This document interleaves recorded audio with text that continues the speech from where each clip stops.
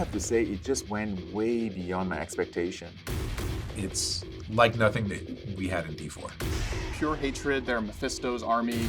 They wanted them to feel a little bit more different from your typical demon family. Everyone's quality was top-notch. But at the time, we didn't know if it was going to work.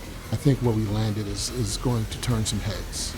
This is not your normal thing. It's the living form of hatred.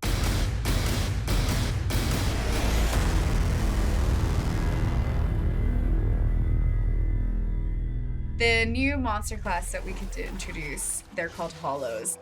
These Hollows have actually been around for like millennia. Mephisto at some point did go to Nahantu a long time ago, and these Hollows were a reaction of Mephisto being in Nahantu at the time, and then they went dormant. Bringing Mephisto in the Soul Stone seems like the right thing to do for Nerel, but it has a chain reaction that I don't think anybody was prepared for. The Hollows are really rife throughout Nahantu now that Mephisto is back, and just visually, like, horribly disgusting and sort of made up of the things that have been consumed by the Hollows. Yeah, they're an extension of evil, infecting wildlife and other monsters and people with this thing called Ichor, and they're just sort of going mad. When we're designing the Hollows, the main thing that we wanted to push was just if hatred came to life, what would it look like? So we're thinking this black goo that's kind of like formless, but also have this red anger energy inside of it. And then with concept, we just want to make, cool monsters. What if it's 3 legs? What if it's no legs? What if it has like 3 arms? So we pushed a lot of like options and exploration. And then from then on, like everyone from narrative to design and concept would talk about it. It's like, okay, we like this one, and then we can push it and move it further. The Hollow family is made up of 4 members: the Swarmer, the Spitter, the Caster, and the Brutes. A big thing for me was that the family need to be overwhelming without just relying on pure numbers. So they're going to get stronger over time if you let them fester. Their hatred, after all. The Swarmer can teleport and attack you from behind, sides. The Spitter is a slug with legs. They spew out this vomit stream of goo. The Brute is the big, hulking, slow guy of the family. He has the shield that's buffing and making the rest of the army stronger. Caster is responsible for creating new swarmers. They also will channel onto a specific hollow and imbue them with extra hatred, makes them stronger and more deadly. The Hollowcaster's role serves as an elegant, hovering, yet menacing dungeon character in the game, really informed many of our design ideas. When we want to make a new variant, we want to know in which specific area we would going to see that character or creature. Readability is like the main focus. Went through several iterations on the design, the texture, the materials, and the camera testing. The day after she gave me like, I don't know, what was that, 10 different variations? I was okay, now we are talking. The emission on the spikes really did an awesome job to both on the silhouette and also to improve the readability. And in the end, we have the version that we were both happy with, and hand it over to the tech artist. We had some really strong narrative direction in understanding how big of a role hatred played, and we knew that we needed one look to tie it all together. This hatred has one source, and it's all about Mephisto. For the Hollow specifically, we identified that we wanted to do some special work with the materials, with the shaders for those characters. Shaders are the code that runs on the GPU that takes in all sorts of inputs like textures and lighting and position and outputs what the object's surface is supposed to look like. We wanted a shader that was capable of adding this sludge layer, this hatred layer over top of it, and making it dynamic and animating so that it really looks like it was constantly undulating or writhing. So once we had this shader function, we were able to kind of apply that in all these different contexts, like the monsters, like the environment, the character armors even. Most of the shader work was done by Alex, who really took that shader function and made it work in all sorts of different contexts. And we also have the hatred add-ons to these characters, these tentacles, these writhing hatred growths all over them, which was a procedurally generated process that was largely run by Sky on our team. The Hollows boss was kind of born of this idea of what does a pinnacle Hollows really look like. We have the Hollows family, and that was pretty well defined by the time that the Hollows boss kind of came up for concepting. Our artist Victor had a lot of cool ideas for horror themes and really wanting to push visuals with contortions and like breaking the neck of this monster all over the place. That's where we had the option to go, like, can we push it and really get that idea of what hatred and the Hollows are all about? This inky black ichor that latched on to a once powerful spellcaster.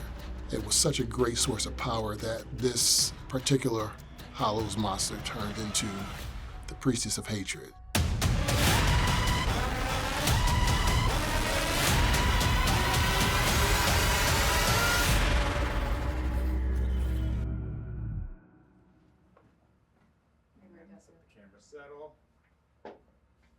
I'm Victor Lee, a principal concept artist on the Diablo team, and I concepted the Priestess of Hatred. Victor Lee is one of the OGs from Diablo, and he's known for creating a lot of dark imagery. And every time we want to have a monster or boss, he's done all the greats, even Diablo himself. One of his monitors on the side of his desk is just like a dark black eye staring at him. And so when we needed something that's pure darkness, like, we had to tap Vic. I feel like when we're talking about hatred, I kind of visualize it as like a black, webby-like thing. So I thought a spider configuration would work for this. So I did a few variations, some with souls, human souls trapped in the abdomen. It's like a purgatory because this creature consumes humans.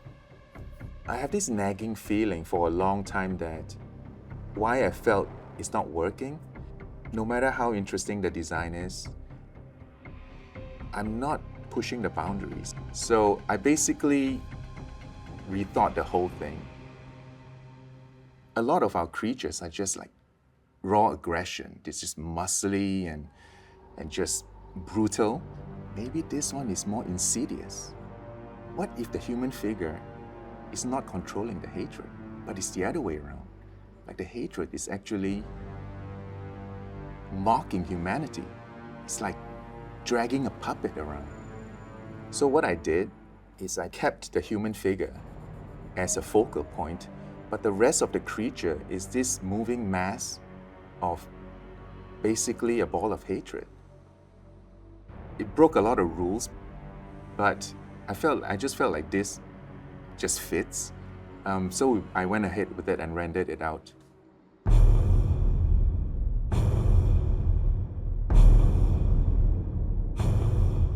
I was looking at the concept for the first time with the designer on the feature, Charles, and we were kind of in this stunned silence for a little bit because it was this reaction of, this thing is so cool.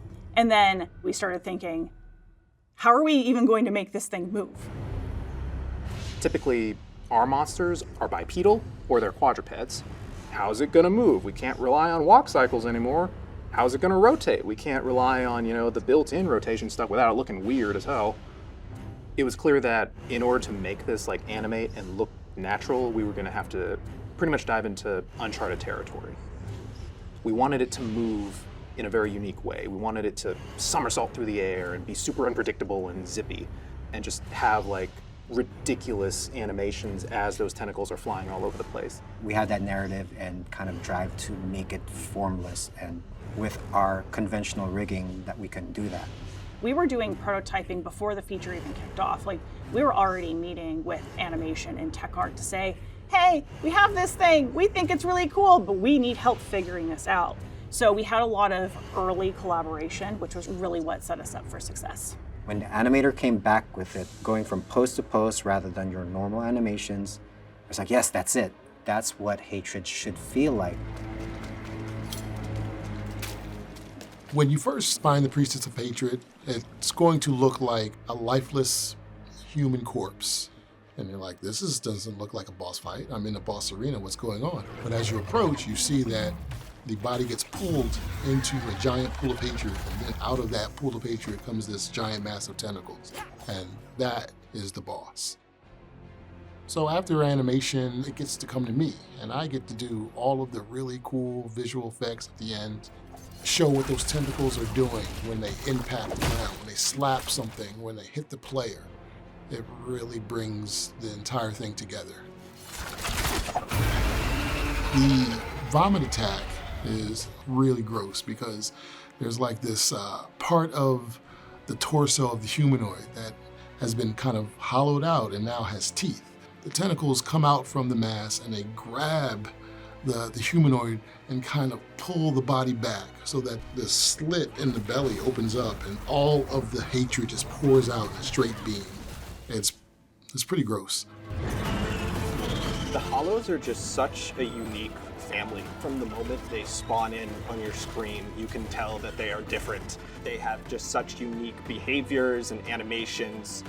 We were able to execute on a vision that's really just so different than what we typically do. The whole process made me feel very proud of our whole team. Everyone just got it. They understood what the monster was, they got the vision, and it just worked.